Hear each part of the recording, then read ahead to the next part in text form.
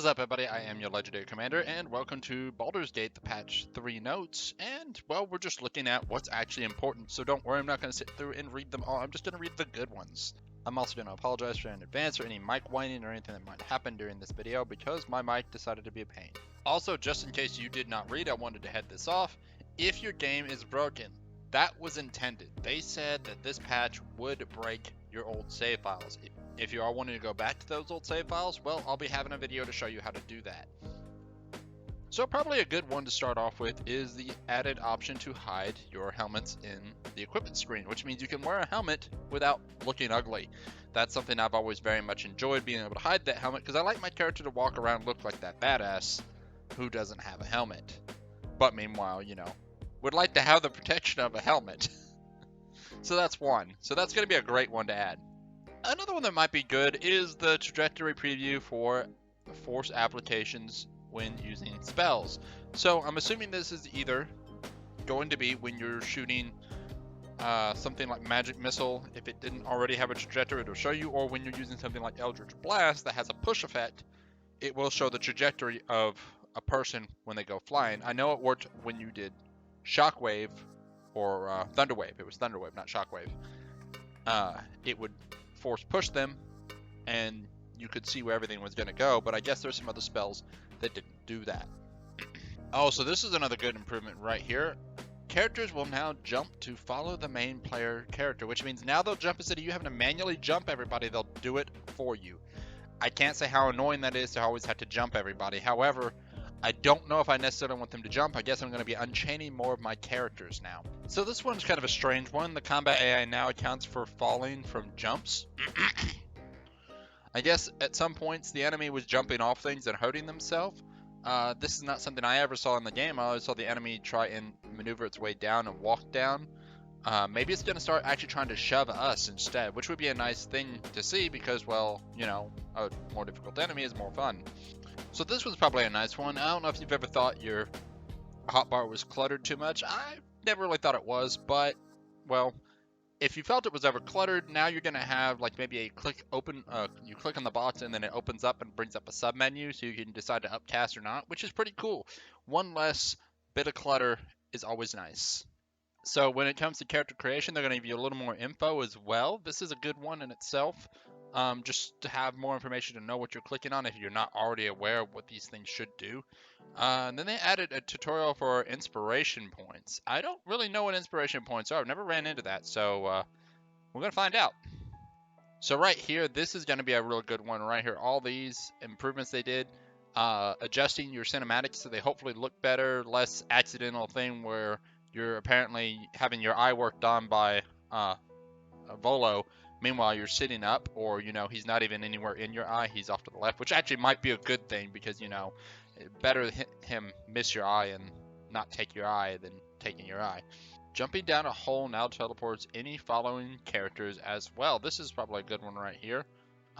Being that they're going to go ahead and do that, now you don't have to manually do every eye. Again, a lot of that manual constantly having to drag them. You can always separate your characters if you want one to go alone.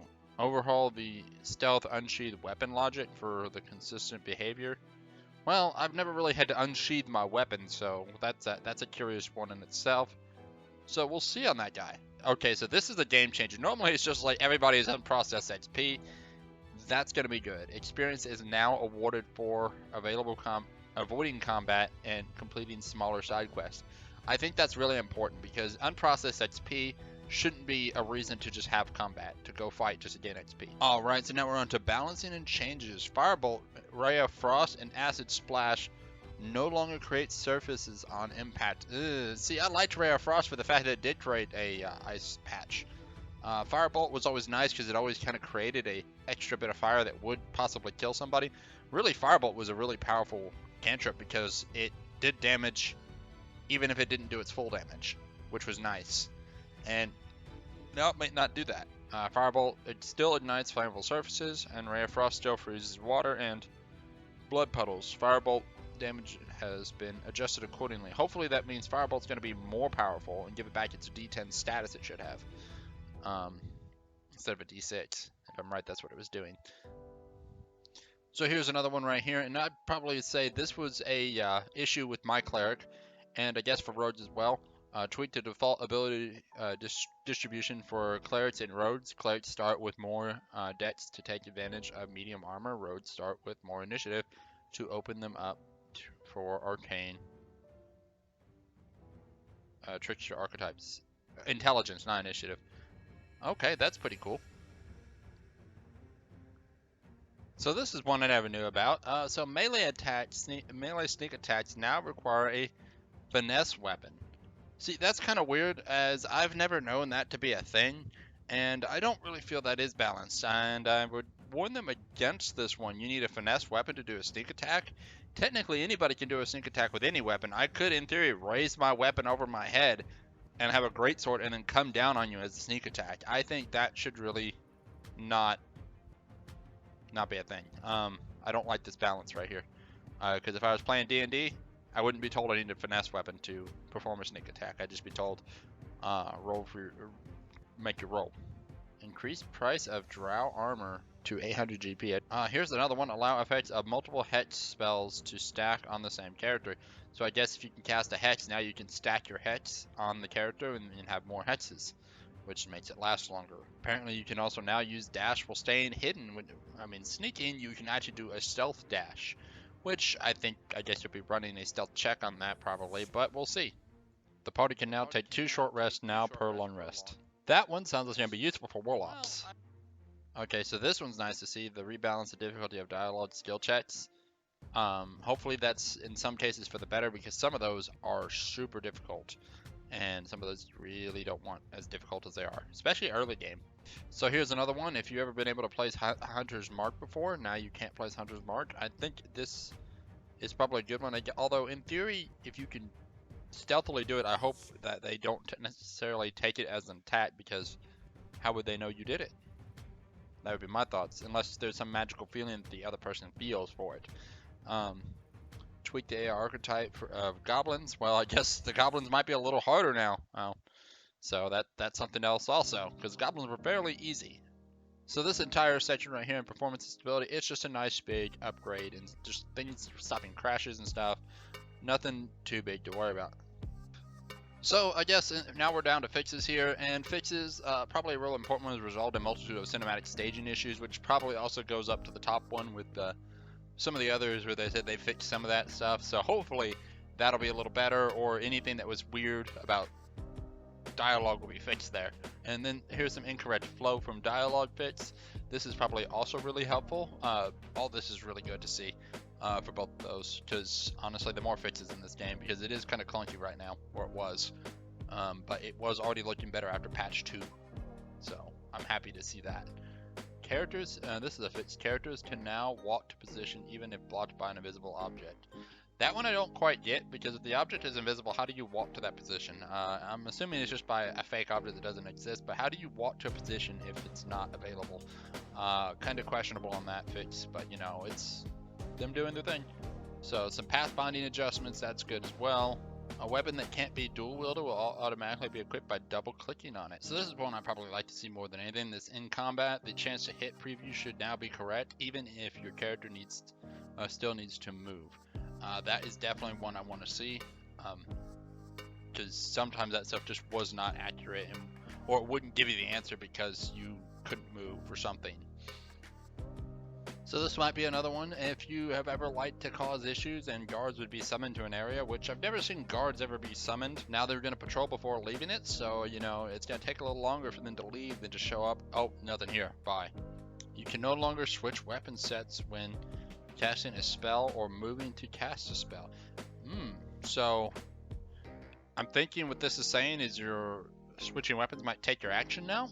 If that's the case, that's kind of good, so you can't swap to a different type of weapon set, like drop your shield and then cast a spell and then put the shield back up. That would be good to see that prevented, because you shouldn't be able to cast and then do that all in one action. After loading a save game, quest markers should now correctly disappear when objectives change. I mean, they should automatically disappear when the objective changes, but even then, just getting them to some sort of degree of correct is nice. So doors that have been open now look like they're open. I have seen this before where a door was open, but yet, you know, You couldn't even walk through it sometimes.